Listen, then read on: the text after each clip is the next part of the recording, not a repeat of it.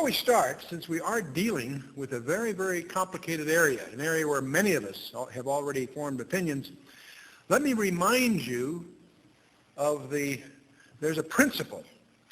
According to Edmund Spencer, he articulated this. There's a principle which is a bar against all information.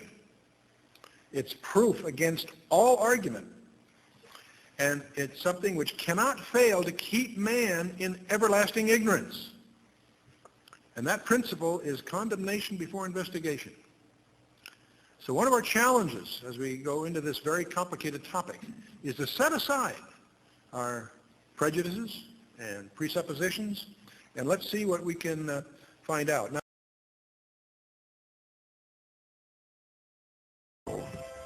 the answer to all this and the clue to this cosmic riddle may be found in the ancient book of Genesis. And back there in chapter 6, we are told of a very amazing and bizarre event.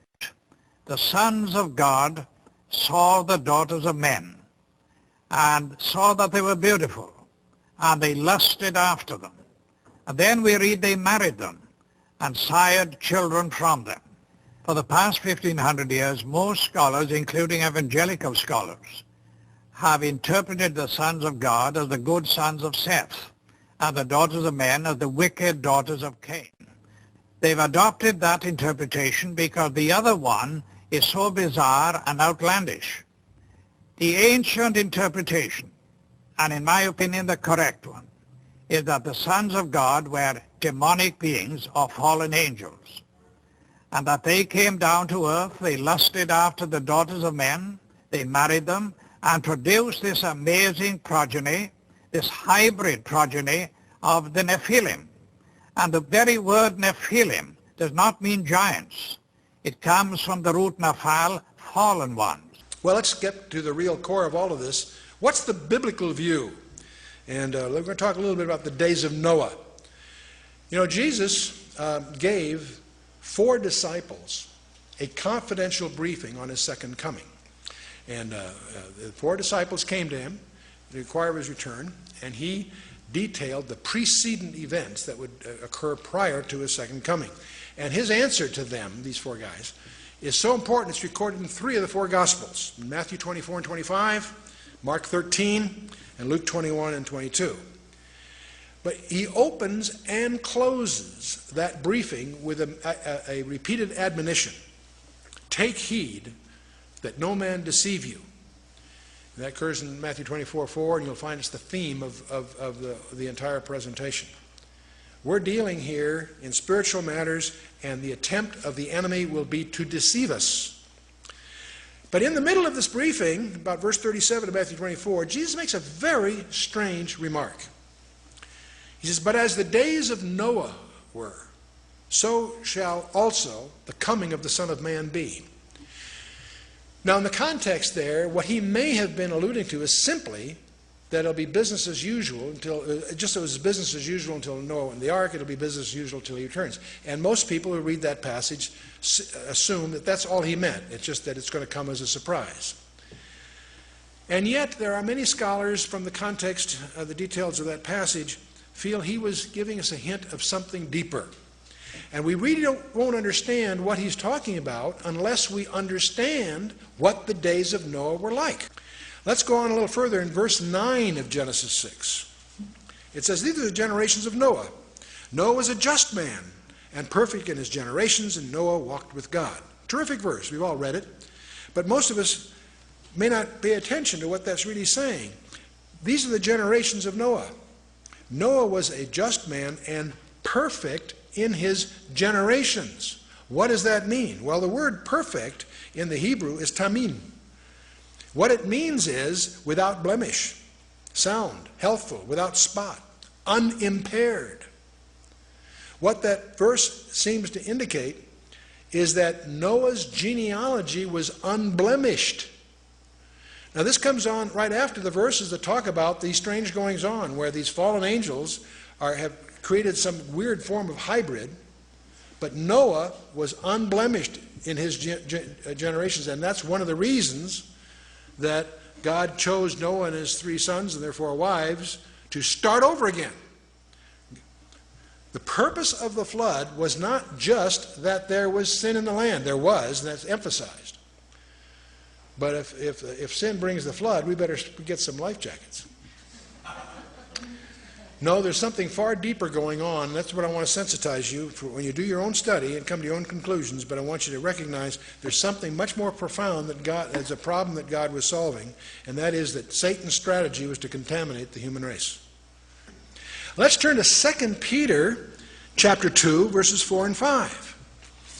2 Peter, in Peter's second letter, he says, "For if God spared not the angels that sinned, but cast them down to Tartarus," it's translated hell in your English Bible, but the Greek word is Tartarus, and it's the only place that word appears in the Bible. I'll come back to that.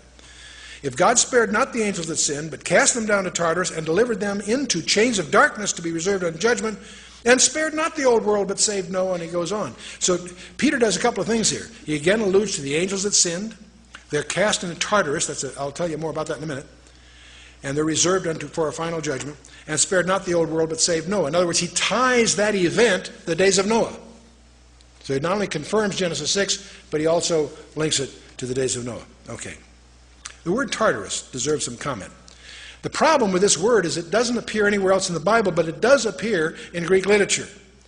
It's the Greek term for the dark abode of woe. It is the pit of darkness in the unseen world. So Tartarus was a term for a deep, special, it was regarded as far below Hades as the earth is below heaven. So it's where these angels are chained until the final thing. Now, if you study classic Greek mythology, you run into the Titans. These creatures in the legends and the myths were partly terrestrial and partly celestial. They rebelled against their father Uranus, and after a prolonged contest were defeated by Zeus and condemned where? Into Tartarus. Do you see a parallel brewing here? I'm going to suggest to you that the legends of the ancient Greeks embody the truth of what really happened in the past, that there were these strange creatures generating hybrids that the Greek called Titans. And we see Zeus in many forms. We see Atlas and Hercules. Atlas and Hercules from Greek mythology were what would be called in the Hebrew Nephilim, offspring of an intermarriage between a god and a woman. It's important for us to understand that the Nephilim were not confined before the flood. We don't know how they came about, but they were Nephilim after the flood, when Moses sends in the 12 tribes. In Numbers 13, verse 33, they encountered the Nephilim in the land. Who built the pyramids? That's yet another ancillary question here. Who built the pyramids? The Great Pyramid of Giza, the Stonehenge in Britain, and the Circle of the Rephaim in the Golan. And they're up in the Golan Heights. There's an unexplored monument we discovered up there that is called the Gilgal Rephaim. Who are the Rephaim?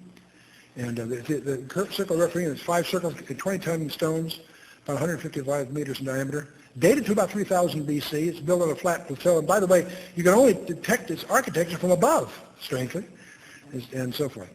There's some others, too, that are, if you fly over that area, you see the hints of others. These have never been explored. And the point I want to get across, it startled me to realize that this is not simply a study in Old Testament ancient history. It is essential to understand, if you're going to understand your Bible, understand prophecy. You need to understand there were Nephilim after the flood. In Genesis 4, it says there were Nephilim in those days, and also after that. It even hints at it right there. In Genesis 14 and 15, we discover there are 4 tribes at least, the Rephaim, the Emim, the Harim, and the Zamzummim, that Joshua was instructed to wipe out every man, woman, and child. Boy, that sounds like genocide. It was, because we had the same thing, not a flood this time, it was a local situation. And Arba, Anak, and his 7 sons, the Anakim, are talked about not just in the Bible, but also in Egypt, by the way. They were encountered in Canaan, Numbers 13:33, when the 12 spies went. When they came back, Joshua and Caleb had the good report. The other 10 guys said, hey, there's Nephilim in the land. That's the word they used. They were giants. We are like grasshoppers in their sight. That's not an exaggeration. They had reason to be terrified. Obviously, Joshua and Caleb had faith in God. God's on our side, let's go. But and it's easy to disparage the other 10 guys. You need to understand they had, on the one hand, some reason to be cautious.